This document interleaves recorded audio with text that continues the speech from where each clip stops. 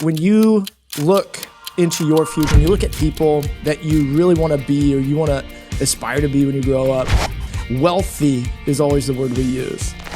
I think the older I get, what I think of wealth is very different than what I thought when I was a kid. I thought that at some point in my life, I was going to become an adult with like infinite money to just buy houses and cars and MTV cribs my entire life. Dinosaur eggs in the fridge, you know, Chappelle style.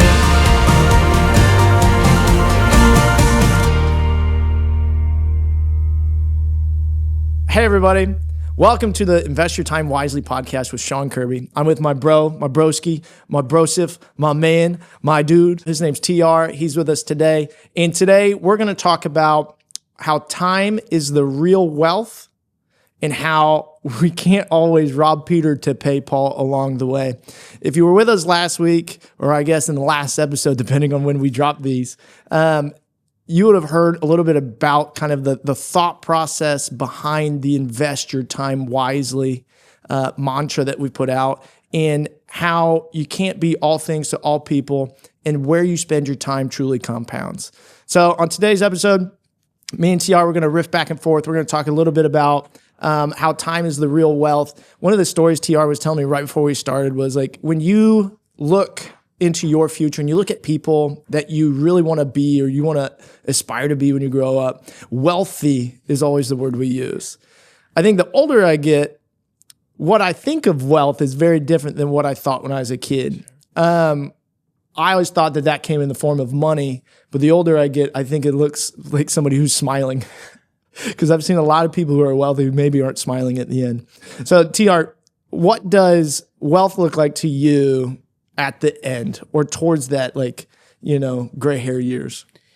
I think the short word is independence. I think like you, I think a long time the movie Richie Rich comes to mind. And like I thought that at some point in my life I was going to become an adult with like infinite money to just buy houses and cars and MTV cribs my entire life. And just drinks in a fridge. Dinosaur eggs in the fridge, you know, Chappelle style. But I think the thing that's most important to me and my family now for the business wealth-wise is just freedom of choice. Like maintaining our independence, which involves wealth to a degree, right? We have to have enough monthly cash flow. We need a savings account to be able to do that. But it's about preserving choices. I had a mentor tell me that once, that money is kind of silly, it's kind of fake, but it does give you choices. And so accruing wealth in a financial sense leads to that independence to some degree. Yeah, and it's not all at that level, right? I mean, if you can get your expenses down to the point where you don't have a lot, right, then you have as much wealth as you truly need when you can back into the math. I think a lot of the time people think that retirement is this, you know, the mountaintop, but what they realize is they missed most of the stuff along the way. In that you can extend that and I hate to use the word plateau, but you can ride that wave for a while. Yeah. Right? It just depends on how you really set things up for you and how you want to spend your time. It's interesting. I think to juxtapose that a little bit is I come from a fairly rural Midwest Rust Belt town. And I think a lot of times in those family situations, the default is to cut expenses. There's not a lot of ways to go make more money, not a lot of opportunities that way. I could work overtime and make a little bit more at the injection molding plant I work at or the glass factory that I work at. But there's not a lot of blue ocean opportunities that has been taught to them that they could go pick up a gig or find a freelance project. So I think one of the challenges as a business owner is knowing those two ways of when's the time to go earn more and when's the time to manage cash flow in a different way. But both of those equal that independence and wealth to a degree. And I think it's hard. I've got a buddy that took a sabbatical last year, and we're young, right? Like as kids, and went, you know, call it a month, no income. And where he was at was he was going to break. He had hit that burnout stage where, like, if he didn't make that conscious decision of let's just get away, turn things off, and like focus.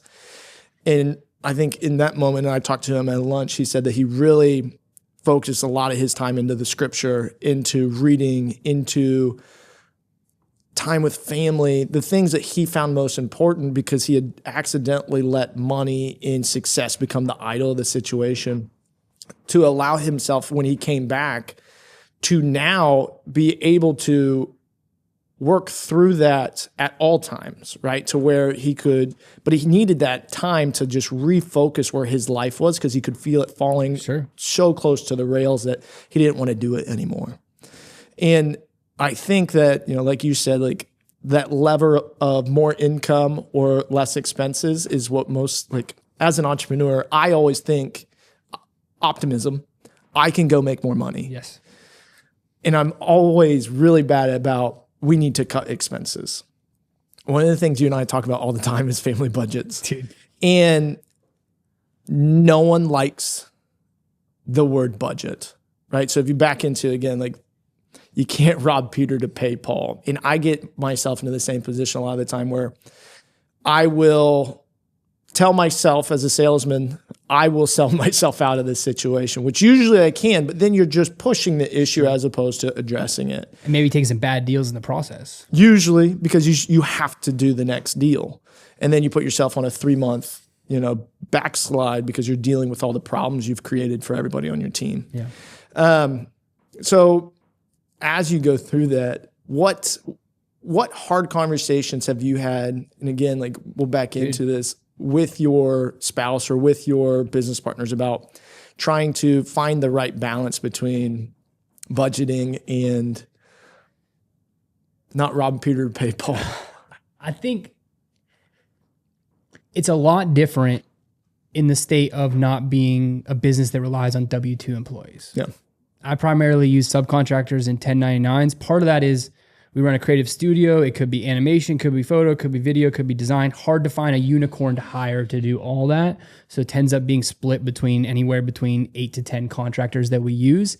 But there have been multiple times where contract goes away.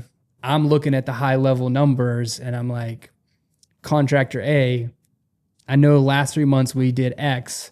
I don't think it's trending in that direction. I really think probably it's looking like Y. I'm not saying no work for you, but based on what I have coming in, I think it's probably 10 hours a month instead of 30 hours a month that I have for you based on the projects. And that's always sucks. But I think that's been part of my hesitation to grow the business to care for a bunch of W-2s. And I say care for in that way is because it feels like an added responsibility. It is. So I think I've avoided some of those tough rob Peter to pay Pauls by staying 1099, which is an intentional money isn't the only wealth thing of I still have freedom and independence because of that. Yeah. And we were talking about it off screen before we started is, the hard thing about being a business owner is you are always the last person to get paid. Vendors get paid, employees get paid, everybody's checks are guaranteed except for your own. Okay. And the spouse of the business owner, especially if maybe they're not working because they're raising babies or that sort of thing, those trickle down conversations of, hey, babe, this is a tough month. Yeah. You think it's hard telling a contractor you're not going to use them for a month? Try coming home to your wife and saying, hey, we're going to have to cut Target budget by a little bit. We're going to have to pull back this month. And then I'm sure you're in the same place is then it's a spiral of are we going to make the house payment for no reason that you get stuck in like it's a little more emotional. It's hard. So for anybody who's out there who has to deal with a lot of those the ups and downs, like that first 12 to 36 months in business, you are not guaranteed a paycheck. And a lot of the time it's the supportive spouse on the other end who's able to either reinvigorate you mentally or they have to, and I mean this with all due respect, they do their best to empathize, listen, and then follow your lead. So go back to, again, time is the real wealth. We talked through the budget side, which is, again, nobody's favorite side. Sticking to those budgets in forecasts in those types of financial models are going to allow for long-term success, and then those pennies will start to stack, build that war chest, those types of things. So again, when you look at your life today, right, the independence, the freedom you have, what do you see how far are you looking out to say, this is where I want to be in X time? Are you 36 months? Are you... There's a 5-year document. You have a doc? But it's loosely held beliefs, you know. Yeah. I think it's not a by any means thing. I think anytime you get into goal chasing where this is the only thing that matters, you're probably losing something else in the process. So I had a consultant approach me, I don't know, over a year ago, and looked at the business, reviewed it, gave me some tough feedback, and was like, hey, I don't think it's hard for you to get to this number, but if you're going to get to this number, a lot's going to have to change. So why don't you sit down and say, in a perfect world, what would the next 5 years look like? So I did that. I put that together, and I do think we're trending towards that, but it's not a by any means kind of thing. And I think that's where it's a bit of a hedge, but it's a lifestyle business to a degree that I'm running. And it's, again, to serve that independence. And it's like, okay, so we should get to $2 million a year for what purposes? To give up more independence. So there's definitely a goal to scale, but it's like at what cost, and kind of managing that as it goes. Yeah. And that's the wealth of having that choice to make myself. Yeah, and my dad's always talked about it this way, is you're going to have to sacrifice something, right?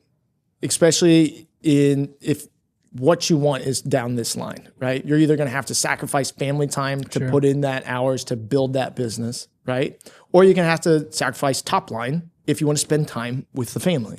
Control of the process to delegate to somebody else. Correct. So like, you can't rob, and I'll use this phrase again, rob Peter to pay Paul. So debt, right? We all think about debt. Debt is this imaginary thing that does exist, right? So it's what you're doing, and my dad's always said it this way, is you are buying something today, Pay right? For the future.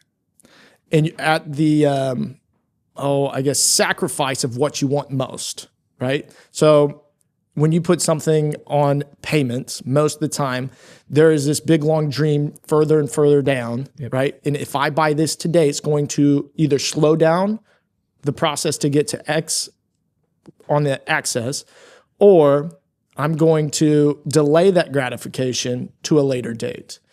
In today's like instant gratification culture, hustle culture, big car, big house, fast car, culture that we're in. Sweet van. Sweet minivan. That was a have to have. You get stuck pulling away from where you want to be for things that you want today. Yeah. So like that wants and needs calculator makes things so hard. So one of the things that we use in our office is our master dream list. Now, I know I've given them to you in the past. Darren, I'll send you one when we're done. Anybody who reaches out, shoot me a DM, email, whatever works best, and I'll shoot you a copy of this. It is truly the easiest doc in the world, but my dad's used this since 1982. Simple doc. All it says, it's got lines, right? So it says, I want to be, I want to learn, I want to do, I want to go, I want to achieve, right? So it's 5 lines. Then on the other side, it's going to put like a date of achievement that you want. So I remember, and we keep them in our office, and I make all my teammates do it. I give it to every young couple, right? And then so you write down all these things. So one of the things I've been really doing lately is when I meet with, especially entrepreneurs, and like I try to meet with their spouse, because I want the feedback loop of everybody knowing what the other person's doing, right? When you're married, it's really easy to get lost in what the other person wants, because there's little people that need things that you can't control. So I have both people fill out theirs, right? I want to own. Someone's going to put a house. Somebody's going to put a car. Somebody's going to put, right? Somebody's going to put a business, right? And then we're going to put these things. I want to go, I want to do, right? And all these dates of achievement. And then they're going to do them completely independently, different rooms, all that sort of stuff. And then they're going to get together and they're going to read their list to each other and make one single list. And then as a husband and wife, as you make your one single list, and this has happened to me, as you make your one single list, now that is your burden of proof that should somebody say, let's do this, we go back to the paper and say, is this going to delay the goal? Is this going to delay the dream? Is this something that you want versus we said we want together and that we're putting at the top of our list?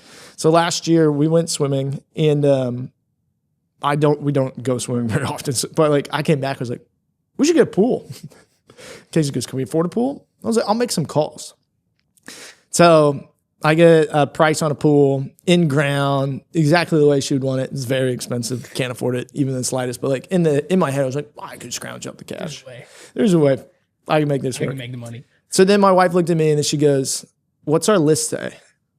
And I was like, "Well, it doesn't say pool."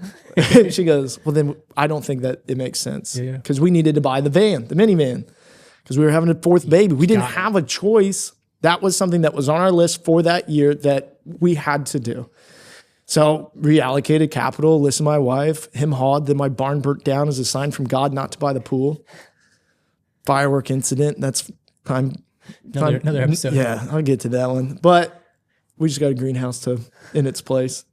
So I will say this, like having that spouse and having those long-term goals that you are working on together, even if you're not a budgeter, right? And you don't do the household budget, you can fast math it through your head, but at the end of the month, maybe it doesn't always add up. Sure. Like a budget doesn't always actually realize to the exact dollars that you may put on a Google Doc. But as long as the goals remain constant, then as a couple or as partners, you can stay persistent. And I think having that counterbalance, it takes away the accusation of, which I'm sure any man who's ever been married, who's told his wife to spend less money on the credit card gets this, is that it is a lot easier to make it less about you and more about us and where we're going, futurize it. Which is a practice I've found in every aspect of my business. I try to point towards documents, not people in all cases. You know, we have a project we're working on. What's the creative strategy? Well, if we said it in a meeting, but it's not in a document, now we're arguing about who's right or who's wrong instead of what's the doc say. Yeah, it took me 7 years of marriage to figure that part out. And I'm still figuring it out. Well, it was a challenge to treat home life the same as business life is not going to go the way. It's hard not to take it home. Yeah. But those like little small pieces, and then that allows you guys to look at, time differently, right? Because now it's the delayed gratification, it's the compounding of time, it's the wealth of, and I'm even to the point now where when I fill these out, they're all like spiritual, like nothing, like I want to learn is like grace. You know what I mean? I want to be a good dad. Like at the beginning, I said, I want to be the best. You know what I mean? Like I put 1 year, I want to own truck. Just boy stuff, truck.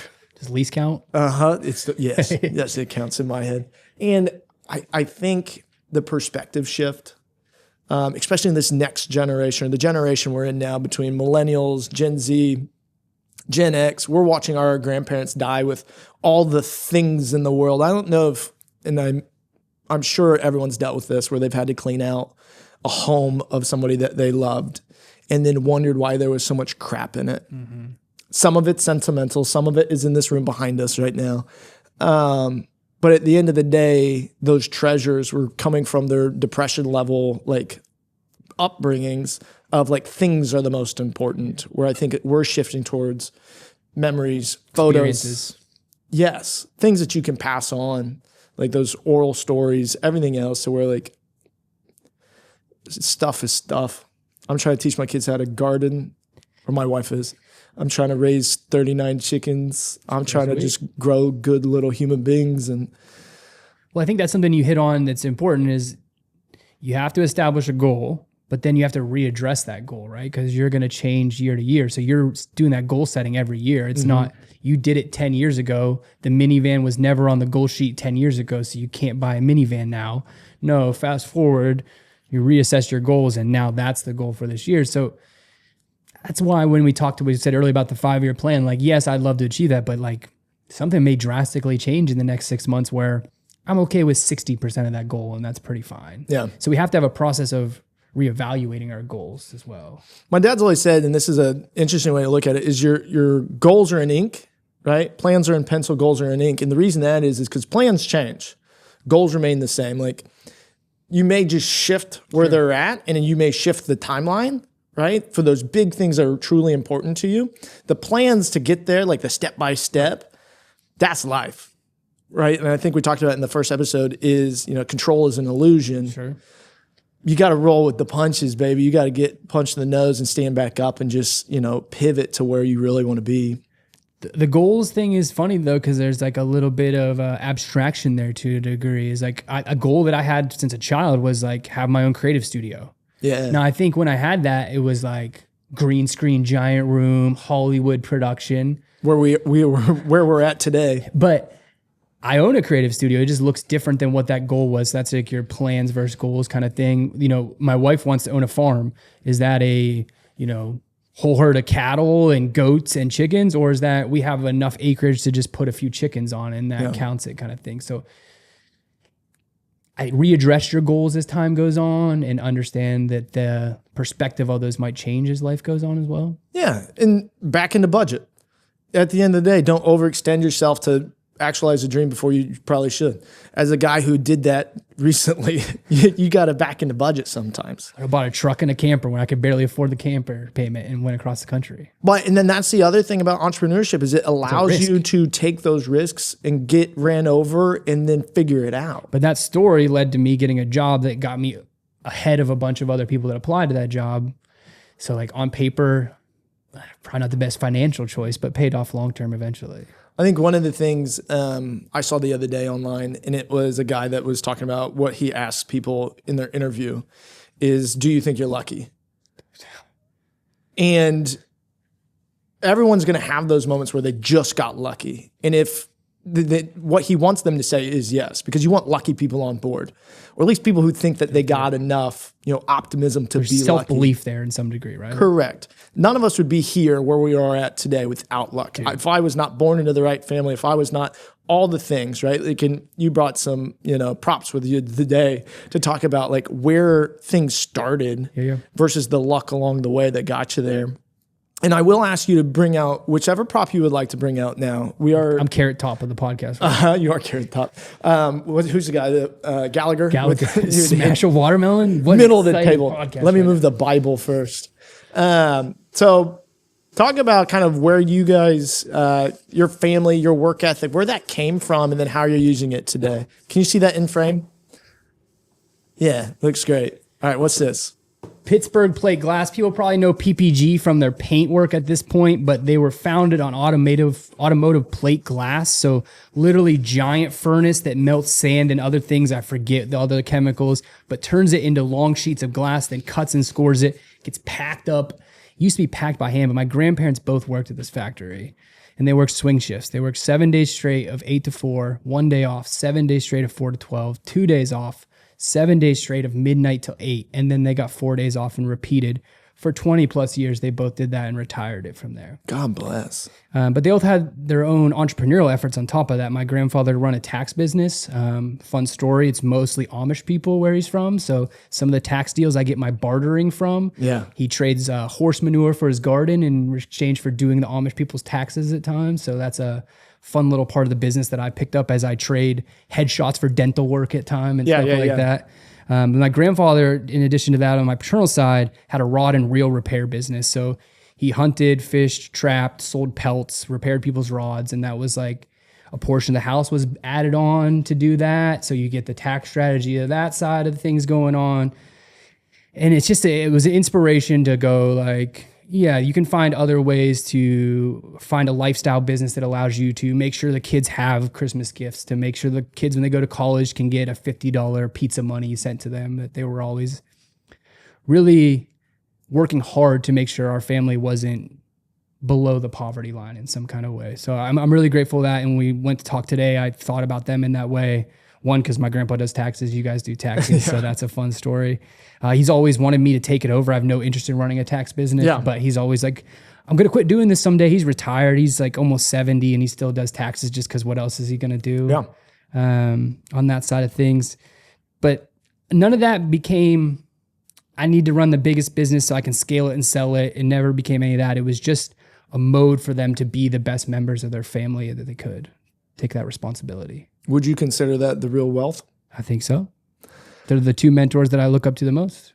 Happy people. Yeah. Not the wealthiest. Not the wealthiest. No inheritance was handed down to me, but inherited some lessons in that way. Which I think means more than anything. I think for the longest time, I was, nepotized at my job, making $11 an hour for my dad. And it took almost 4 years for me to realize that it wasn't about money in the first place. It was the fact that I was a window away listening to his little Mike-isms through the window about how he spoke to clients, how he empathized with clients, how we can take our skills that, I'm not laying brick. I work in the air condition and then I work in the heat, guys. You see this haircut? This is not a haircut for outside work. So taking that and shifting to where you can empathize and work with people who are out there putting themselves and their bodies on the line to like feed their families every day. And I got a real wind of that. It turned out the synchronicity of all things, this ended up being my college job. So when college was ending in the summers, I got to go work there for 4 summers and work the swing shifts. Now, a lot more of it is automated. It wasn't as brutal as they had it, but it was tough. But also another lesson of like, a role model standing up for you. I got turned down in the interviews. They said, no, we're not interested in having you for our summer program. And my grandfather went in there and was like, both grandpas retired from here. You are not going to not hire this guy. But he had built up enough sway and loyalty from that company that I ended up getting hired afterwards. So like his efforts at that company paid off as an investment long-term for me to be able to go there. That $10 an hour in the summer, we made a bunch of money to take back to college, and that wouldn't have happened without that investment he made early on in one company. What else you got in your bag, big dog? You want to go to the Grandpa Tom's coonskin cap? Yeah, there you go. Look at that. We also made some money. Sometimes we would go to the like creek area. You kick around with hip waders till you find a hole. You set a trap, catch some muskrats. There you go. Set a couple out to get the coonskins, and you sell those. You make a little extra cash on the side.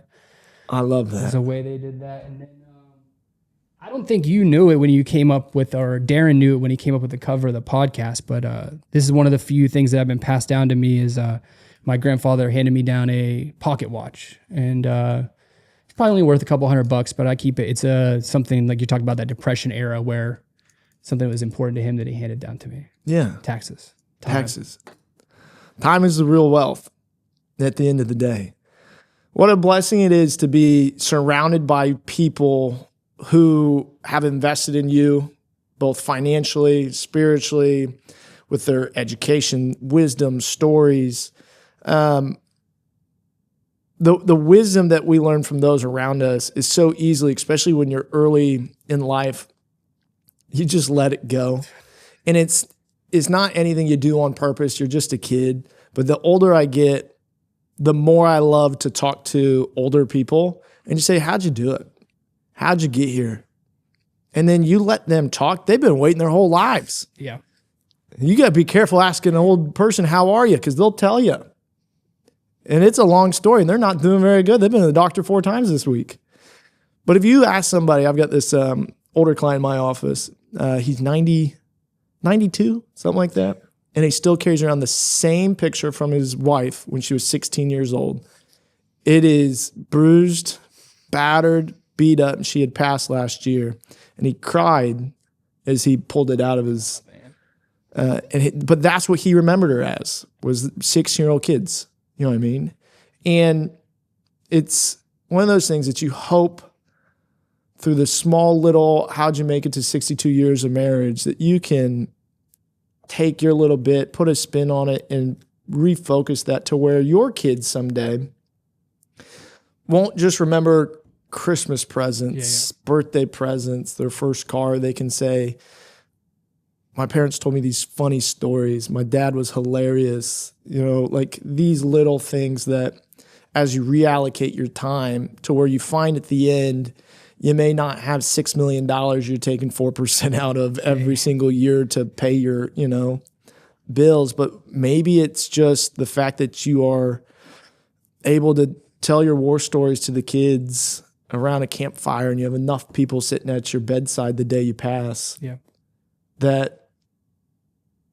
That's the goal, at least I believe.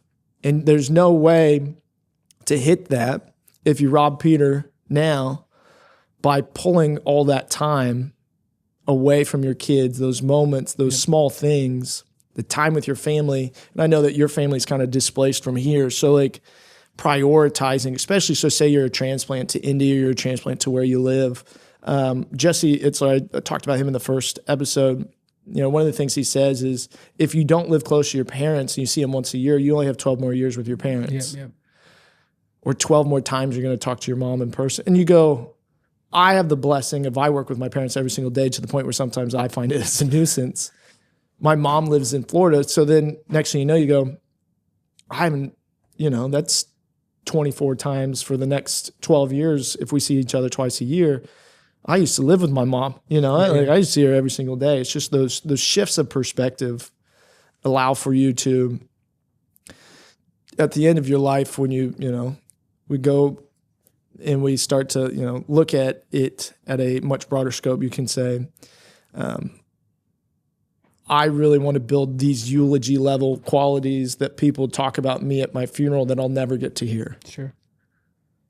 Not resume qualities, eulogy qualities. Darren, that you might have caught that from a sermon from Aaron Brockett back in 2025. But that's what's on my last piece of my goal list is what I want to achieve. And it says eulogy level qualities is I just want to pour in enough, not that people talk about me, but that you can instill those values into the people that you get to spend time with. I think the last thing that I'll say is I think we live in a unique time where the models that we were given prior to this were like, you only have this period of time to earn, make as much as you can so you can cash out and rest then. But we live in a time now where you can earn anywhere. I can go travel to visit my mom. I can go travel to see my dad. I can take my kids to see their great grandparents and spend a week there. And I don't need to be working 40 hours that week, but I can work 20 and make it cover the cost of travel. And that's worth more than trying to grind early to make enough time that hopefully we can spend more time with more 60 with our aging parents at that point. So I think we're in a unique digital time where we can change our businesses to fit the lifestyle that we're looking for. 100%. One of the things that we talk about is an object in motion stays in motion. So the happiest people I've ever seen in retirement, because again, we see people all walks of life, small town. So you'll see them at the end of their lives. You can see them at the beginning of their lives. You see everything in between. The happiest people I see in retirement are objects in motion, are the ones that didn't retire and go sit in a chair and watch their, old time Westerns until the day they die. It's the people that get back into the community. They never really stop working. Yeah. They just go volunteer. They just choose what they do. They just start doing it for free. They get back with the grandkids. They start doing these things. They reinvest their time, right? So you think about compound interest. Let's talk about dividends, right? So when the dividend comes to you from Berkshire Hathaway, you can either reinvest it or you can take the cash, okay?